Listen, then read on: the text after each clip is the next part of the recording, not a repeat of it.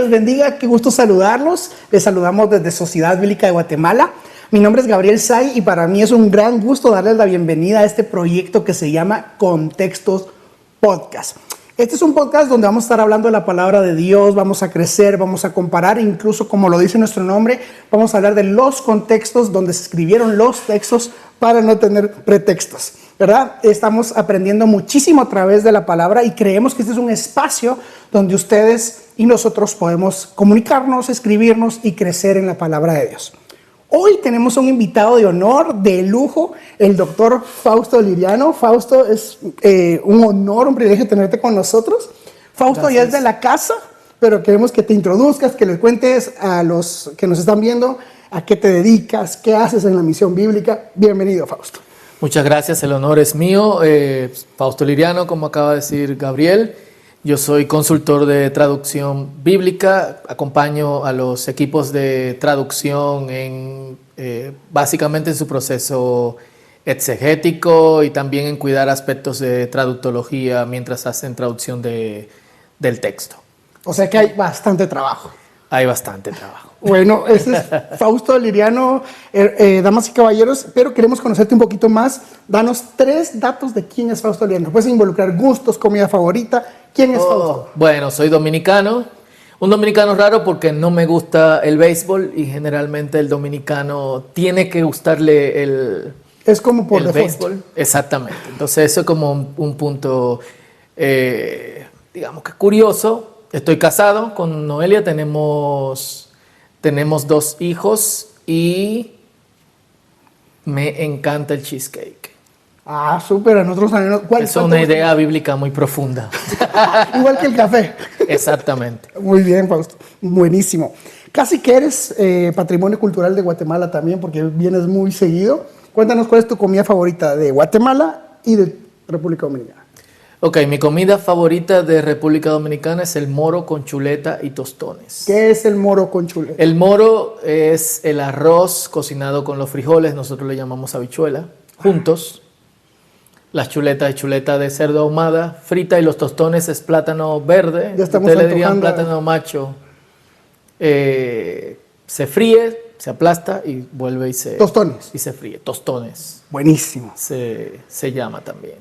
De aquí de Guatemala me gusta un corte de carne de ustedes, se llama el puyazo. Riquísimo, riquísimo. Buenísimo. Buena opción, ¿verdad?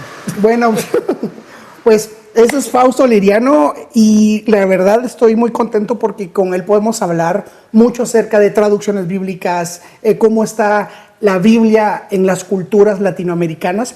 Pero hoy quisiera tocar un tema muy importante, dándole la bienvenida al mes de la Biblia. Estamos empezando agosto y como bien saben ustedes, en agosto celebramos en Guatemala el mes de la Biblia. Hoy un contexto rapidito, celebramos en agosto el mes de la Biblia porque en septiembre se conmemora que se tradujo la primera Biblia en español, en latín. Entonces, como nosotros, países como México, El Salvador, celebramos nuestras fiestas patrias en septiembre, hemos decidido en las sociedades bíblicas locales celebrar el mes de la Biblia en agosto. Y esto para nosotros es una gran celebración. Celebramos que tenemos acceso a la Biblia, que lo tenemos en nuestro idioma, pero también es una fiesta de las iglesias donde podemos compartir recursos. Este año estamos promocionando la porción que hemos creado especialmente para el mes de la Biblia, que se llama El Poder de la Palabra. Es un recurso completamente gratis para la iglesia que pueden descargar en el link que estaremos compartiendo en los comentarios. Y es precisamente el tema que hoy vamos a platicar con Fausto, que es el poder de la palabra. Antes de entrar en lleno, cuéntanos qué te sugiere a ti el título El Poder de la Palabra. Bueno, en primer lugar aclarar, porque palabra puede ser cualquier cosa. Palabra sería la palabra de Dios para nosotros, la Biblia. Cuando hablamos del poder de la palabra, a mí básicamente me sugiere todas las formas en las que la palabra de Dios puede traer transformación, tanto en la vida de una persona como en la vida de una comunidad o en la vida hasta del planeta y el universo.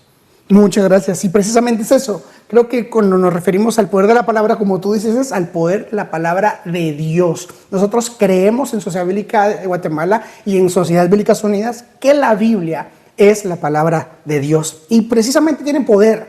tiene poder para cambiar, para transformar, pero hoy vamos a estar hablando un poquito más sobre uno de los primeros incisos que ustedes van a encontrar en esta porción, que es la palabra creadora de Dios. Vemos en Génesis 1 que empieza el libro diciendo, y dijo Dios, sea la luz. Entonces queremos platicar un poquito sobre la palabra creadora del Señor. ¿Por qué es importante que la palabra expresa de Dios para crear? Mira, desde ya eso es básicamente un misterio, algo que de alguna u otra forma llama la atención no solamente a cristianos, sino también a judíos, que para ellos el Antiguo Testamento, que es donde está Génesis, es también palabra de Dios. Pero también nos da a nosotros la idea de que Dios no necesita involucrarse hands-on, como dicen los gringos, o con las manos, en algo para crear. Simplemente su poder es tan grandioso, tan maravilloso, que solamente tiene que decirlo. Y aparece, se crea. Algo muy, muy interesante que nosotros podemos ver, de hecho, en ese primer capítulo de Génesis con respecto a la relación de creación y de palabra, que el verbo que se usa para crear, bara, en Génesis capítulo 1, solamente se usa en relación a Dios y creaciones nuevas, algo creado específicamente por primera vez o desde la nada. Precisamente de eso te iba a preguntar, ¿verdad? Porque tú, pues al ser biblista, conoces muchos los términos hebreos, y ese es un término que a mí me llamó la atención, que vará no se le puede atribuir a ninguna cosa creada. Vará es un verbo que solo Dios puede hacer, ¿verdad? Exactamente. Entonces, ¿vemos vará en otras partes de la Biblia o exclusivamente en Génesis? No, vemos vará en otras partes de la Biblia, siempre en relación a Dios. No es algo que un hombre pueda hacer. El verbo usado en relación a los hombres y crear o hacer algo es asá. Muy similar al verbo hacer en español. Probablemente, no tengo la menor idea, pero probablemente si vamos a la etimología y por la influencia que tuvo en la península ibérica tanto el árabe como el hebreo, probablemente nuestro verbo hacer tiene relación con este asá. Y se menciona en el libro de Isaías, pero en relación a lo que Dios puede hacer de nuevo sobre las personas que se acercan a Él. En cierto modo en relación a la salvación. Entonces, como yo voy a crear bara una nueva vida en ti, lo que nos da la idea de algo nunca vivido, algo no imaginable, conectado con Efesios capítulo 3, versículo 22, que dice que Dios puede hacer mucho más de lo que nosotros podamos imaginar o pedir, ¿de acuerdo? Al poder que actúe en nosotros. Exactamente. Si era pregunta de examen, qué bueno que la aprobé, porque si hubieras quedado de acuerdo, me hubiera quedado frío. Pero sí, justamente ese pasaje me ha inspirado mucho. Dice justo lo que mencionas, que Él es más poderoso para hacer mucho más allá de lo que pedimos o entendemos. Es decir, que nosotros pedimos según nuestro entendimiento, pero puede ser más allá, según el poder que actúa en nosotros. Eso también yo creo y lo veo como que Dios también quiere que nosotros tengamos una respuesta hacia su palabra hablada. Es decir, Él habló y esperaría que nosotros obedezcamos, y de acuerdo a ese poder que está actuando en nosotros, Él hace cosas que no entendemos, que nuestros ojos no son capaces, bueno, nuestra mente no es capaz de imaginar, pero como lo dice la Biblia, cosas que ojo no vio, ni oído yo, ni ha subido corazón de hombre, son las que Él tiene preparados, siempre y cuando la palabra esté actuando en nosotros. Muy bien, entonces podemos llegar a concluir en esta primera parte del podcast que Dios no necesita nada para crear todo. Vará, de donde no había nada, el Señor hace todo. Yo invito también a los que nos están escuchando desde sus casas, sus dispositivos electrónicos, que se animen a creer en la palabra creadora de Dios. Que no todo es el final, que no estamos viviendo en la parte final de nuestros días, sino al contrario, Dios todavía puede hacer algo nuevo en nosotros, pero según lo que mencionábamos, según el poder que actúa en nosotros, dejemos que la palabra de Dios actúe en nosotros para que hayan cambios internos y luego externos. Y eso me lleva al segundo tema de la porción, que es separar las cosas, lo divino y lo creado. lo divino, no, perdón, lo creado no es Dios, pero refleja a Dios. ¿Qué me puedes decir de esto? Está llevándonos a terrenos bien complejos para el Para poco eso tiempo que nosotros tenemos. En relación al hombre, sí tenemos aspectos en los que se dice, fuimos creados a imagen y semejanza de Dios. Mucha gente se enreda en el concepto, pero lo que teológicamente es aceptado es que nosotros somos semejantes a Dios en voluntad, voluntad, sentimiento e intelecto. Muy bien. Esto a nosotros nos diferencia de otros Seres creados. de otros seres creados. En relación al resto de la creación, y bueno, algo sumamente importante también que nosotros vemos ahí y que otras personas han señalado con respecto a las palabras y cómo se usan dentro del mismo Génesis y el resto del Pentateuco. Una de las palabras que se usa para imagen es tzlem, y es la misma palabra que se usa para no hagas imágenes de nada para adorarlas. Y esa palabra en relación al hombre y en relación a ídolos, lo que nos indica es nosotros no deberíamos usar ningún dispositivo para adorar a Dios o a otro o cualquier cuestión que nosotros pensemos que es divina. A través de eso, la adoración tiene que salir de nosotros mismos. Nosotros somos la imagen desde la cual debe salir la adoración. Ya Dios hizo una imagen de sí. Eso no significa adoración al hombre. Claro. Significa conexión del hombre con Dios, siempre y cuando Dios obviamente da ese primer paso de acercamiento. En relación al resto de lo creado, a diferencia de otras religiones que creen que la creación es parte de Dios, como el panteísmo. Como el panteísmo, en el cristianismo nosotros no creemos que las cosas son Dios. Entonces, dividimos lo que se creó de el ser creador. Y es misterioso, pero en cierto modo algo a lo que la gente usualmente le huye en interpretación bíblica y también en teología es a lidiar con algunas ambigüedades. Nosotros nos manejamos dentro de la voluntad de Dios, nos manejamos en Dios. Pablo dice en Hechos capítulo 16, en Él vivimos, nos movemos y existimos. Sin embargo, Dios está fuera de todo lo creado en cierto modo. Está en todas partes, pero como Dios, separado de la creación. Y la creación solamente debe darnos pista de que lo que vemos tiene un origen, y ese origen es mucho más grande que nosotros. Romanos capítulo 1 dice, no tenemos excusa, porque la misma creación nos indica que hay un Dios, que hay un creador. Entonces, la creación es lo que debe llevarnos a la sorpresa y a la reverencia de hay algo más grande. No hay forma de que esto salga espontáneamente. Claro. De hecho, en física la ley de la entropía dice que lo que no se toca tiende al caos.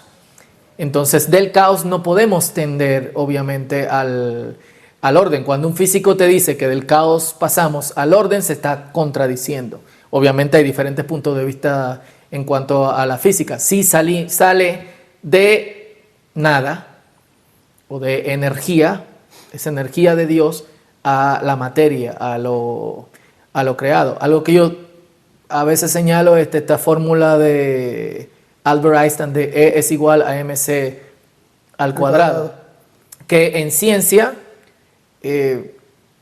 la materia puede ser transformada en energía. Si tomamos este libro y lo quemamos, se va a transformar en calor, que obviamente puede ser usado como energía. Sin embargo, el resto del libro no puedo llevarlo nuevamente a materia. En teoría sí, pero en realidad no hay forma. Ahorita no hay forma. No hay forma de hacerlo. Claro. Sin embargo, Dios sí puede llevar de la energía a materia, y lo hace con su palabra. Y un ejemplo que vemos de eso en Jesús, Lo vemos en la multiplicación de los panes.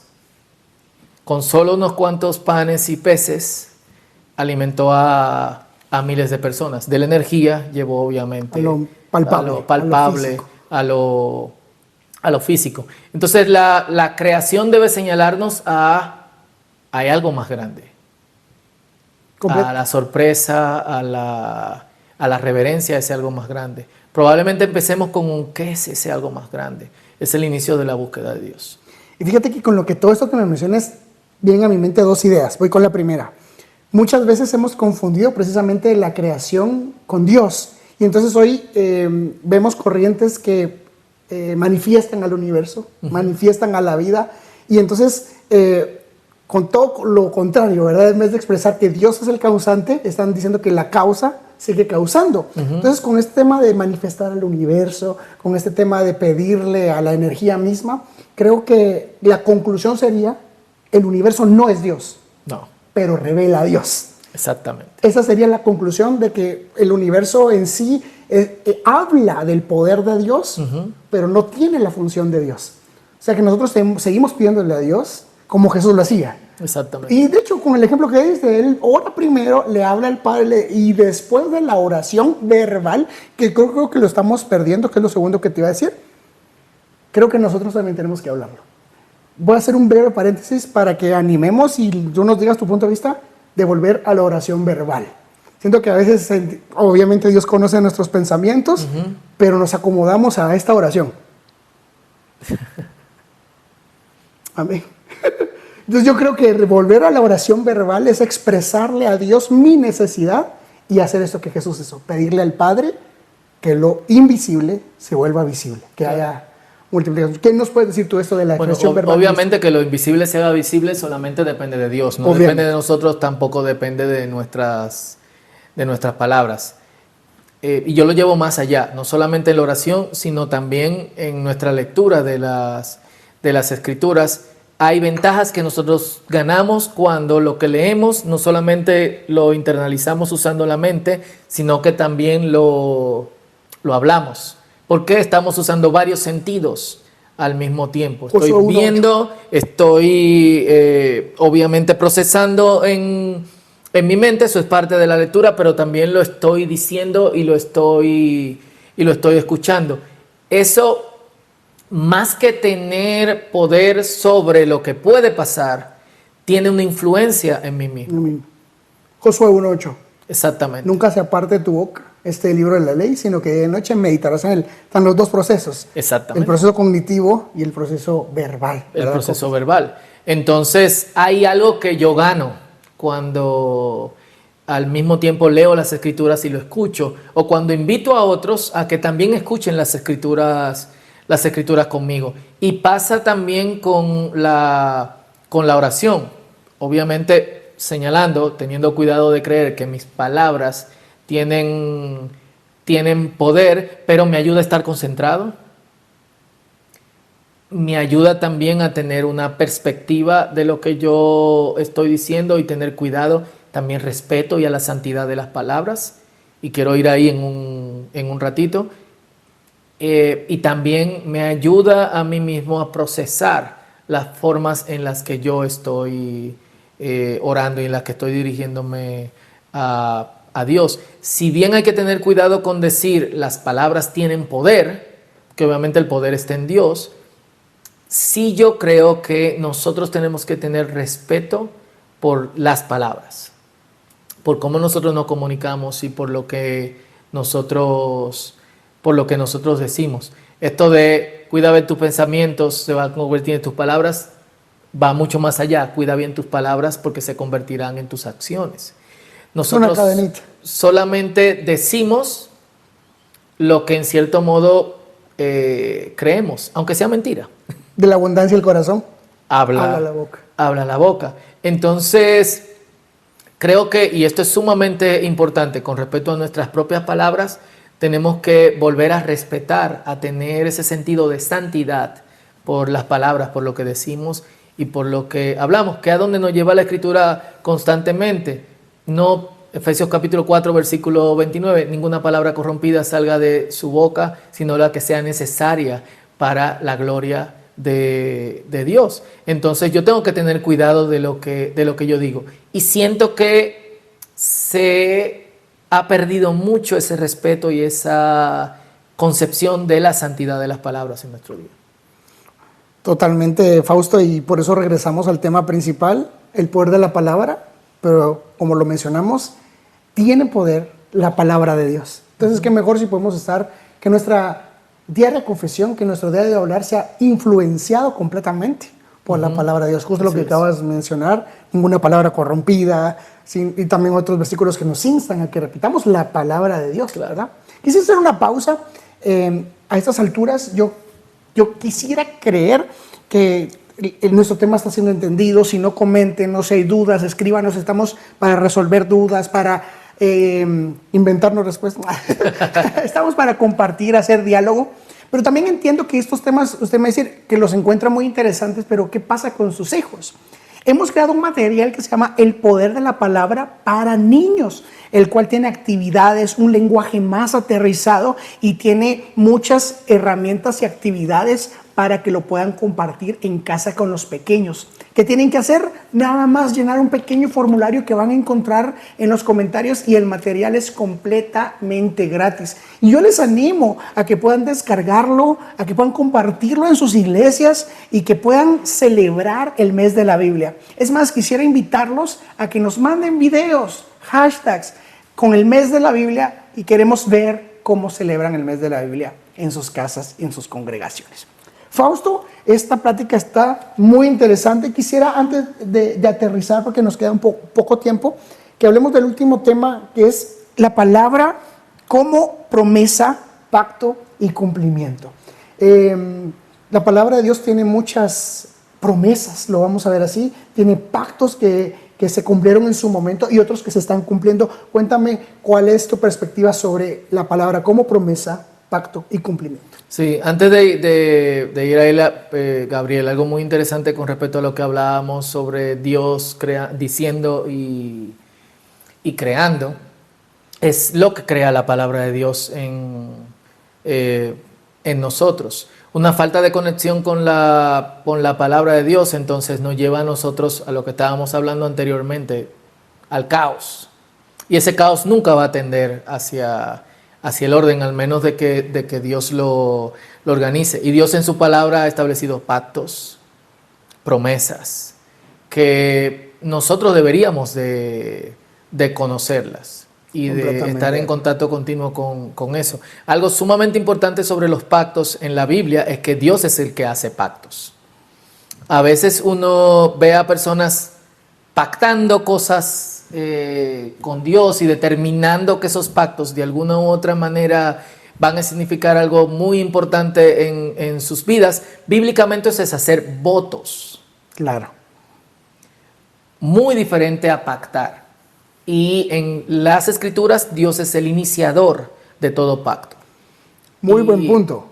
Nunca vamos a tener nosotros, aunque creamos tener la iniciativa, Dios es el que empieza a tener un compromiso. Exactamente, porque Dios es el único que tiene lo que se requiere para cumplir con ese. ¡Qué fuerte! Es el único que tiene. Sí.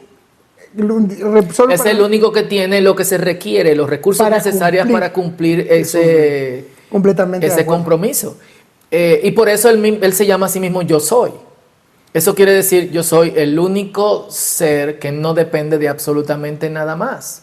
Tú dependes de todas las otras cosas, y al depender nosotros de todas las otras cosas significa que dependemos de la creación, y al depender de la creación significa que dependemos del Creador. Nada de lo que tenemos es algo que nosotros podemos producir de la nada o de la energía, es algo que nosotros podemos producir de lo que ya está producido, y esa es una gran diferencia entre nosotros y Dios, y por eso Dios es el iniciador y el que establece los pactos. Nuestra posición es a mantenernos apegados a los pactos, que era el trabajo del ministerio profético en las Escrituras. El trabajo del profeta era decir, hey, hay pactos, y esos pactos tienen o promesas o tienen, que generalmente señalan las promesas a las bendiciones, o tiene maldiciones, tiene cláusulas que lamentablemente si no Fuerte, cumples... Deuteronomio 28, tiene pagas. las dos. Exactamente. Entonces, el profeta lo que hace es esto. El profeta señala al pasado, al presente, al futuro. El pasado, Dios pactó esto con ustedes. Y estas son las cláusulas del pacto. En lo positivo, si cumplen con las cláusulas, con su papel en el pacto, esto. En lo negativo, si no cumplen, esto. En el presente, o están cumpliendo o no están cumpliendo. Por tanto, en el futuro, esto es lo que va a suceder. Y el futuro siempre va a depender de cuál es mi reacción al mensaje profético en el momento en que yo lo recibo. Pero el mensaje profético me está señalando mi responsabilidad hacia el pacto. Completamente, y muy en desacuerdo con lo que algunos piensan, ¿verdad? Que la palabra profética es solo promesa positiva. Como tú dices, anuncia un evento que va a suceder con sus consecuencias, ¿verdad? Las buenas y las malas, Deuteronomio 28. O la palabra profética solamente tiene una conexión con o hacia el futuro. Cuando No, y puede ser el futuro solamente depende de tu reacción a la palabra profética en el presente. Completamente. Fíjate que en el método inductivo, en el estudio del método inductivo de la palabra nos sugiere que hay 3 elementos clave a la hora de estudiar una palabra, hablando de promesa, cumplimiento y pacto. Lo primero es una verdad que creer, porque la palabra de Dios es verdad, ¿verdad? Primero, ubicar cuál es esa verdad que yo tengo que creer, que yo tengo que convencerme. Lo segundo es ubicar un mandato que obedecer. Eso ya involucra mi comportamiento, mis acciones. Y lo tercero, una promesa a la cual aferrarme. Claro. ¿Verdad? Entonces, yo creo que eso es inseparable. Es decir, una verdad que afecta a mis pensamientos, un mandato que influye en mis acciones y decisiones y una promesa en la cual yo esperar. Claro. ¿Verdad? Entonces ahí tengo, por ejemplo, el ángel del Señor acampa alrededor de los que le temen. Y los defiende. Y los defiende. Entonces ahí está la promesa. Pero si te das cuenta acampa alrededor de los que le temen. Y ahí nos vamos una referencia cruzada. El principio de la sabiduría es el temor a Dios. Ajá, entonces justo y el conocimiento es el temor al Altísimo. Exactamente. Entonces justamente vamos conectando que la palabra de Dios nos tiene conocimiento. El conocimiento influye en nuestros pensamientos en nuestra forma de actuar, y entonces lo que mencionas, empezamos a experimentar las reacciones a las decisiones cómo nosotros respondemos a la palabra de Dios, ¿verdad? Entonces, para ir aterrizando, ¿cuál sería tu consejo? Que vale el avión. ¿Cuál sería tu consejo, tu recomendación a los que nos están escuchando en esta interacción de la palabra? ¿Qué les dirías tú? ¿Qué pedir? ¿Qué esperar? ¿Cómo debe ser su interacción con la palabra de Dios? Lo primero es que nosotros consideremos la palabra de Dios como la fuente inicial y prácticamente exclusiva de lo que Dios ha dicho. Muchas veces nosotros estamos dependiendo de otras fuentes para palabra de Dios. Sí, muy bien. Y despreciamos la palabra ya revelada y escrita que ha hablado a tanta gente durante años como una fuente de sabiduría y de conocimiento al Señor. Lo segundo es interacción continua con esa palabra. Creo que algo que a nosotros nos falta o a la mayoría de gente les falta, es esa interacción diaria con la palabra. Y no solamente eso, yo creo, y es algo que predico, todo creyente debería tener la disciplina espiritual de estudiar la Biblia al menos una vez a la semana por 2 o 3 horas.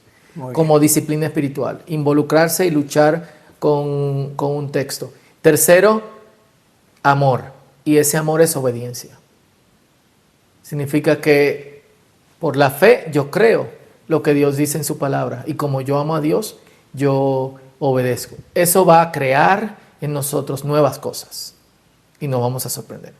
Muchas gracias, Fausto. Estamos muy agradecidos por tu compañía, muy agradecidos por el conocimiento compartido. Estamos llegando al final de nuestro podcast. Eres siempre bienvenido aquí en Guatemala. Gracias. Yo quisiera decirle a los hermanos que también pongan comentarios para Fausto, que él pueda llevarse a su casa, que él pueda ver que en Guatemala es muy querido.